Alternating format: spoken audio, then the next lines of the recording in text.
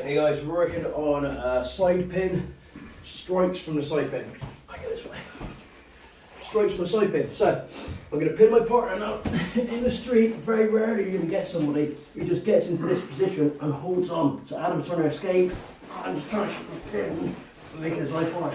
You're not going to get it. Street fights, people are striking from here. So I'm always looking to strike. So when I'm training with my partner, I get into the side control position and then I'm going to start trying to punch him. He then has to defend and work for his escape from this position.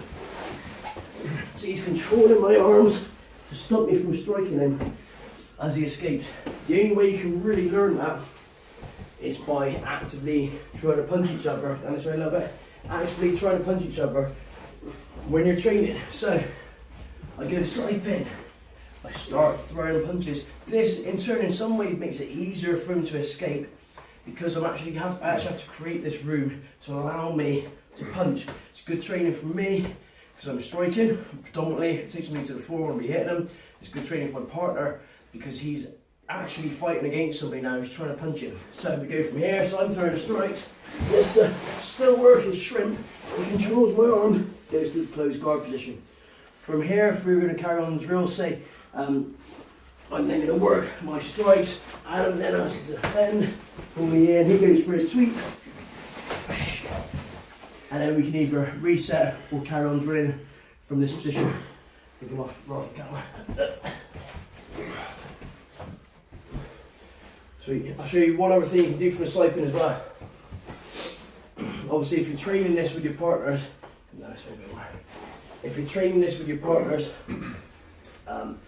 you can get to a point where if your top game's that good, where you can't escape from the bottom. You know, it's a point where you're just fucked. Yeah.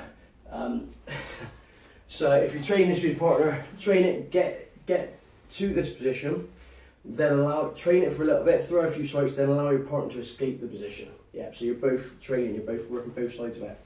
So I go for the side pin position, I'm throwing punches, he looks to cover up, I'm going to trap his arm here, I'm going to trap his arm here. This puts me in a nice position now to strike, to smash him with my grinding elbows, to elbow strike him from here. So I've trapped one of his arms here, which I do, he covers up, he's not letting me punch, I trap it with my foot. This hand, if I want to control this hand, I don't grab the wrist, I grab at the hand. Where the wrist meets with the hand, because there's so many bones, I've got 26 bones meeting 2 bones, so it's a very complex joint, so I have more control if I grip at the hand as opposed to if I grip at the wrist. If I grip at the wrist, the escape arm.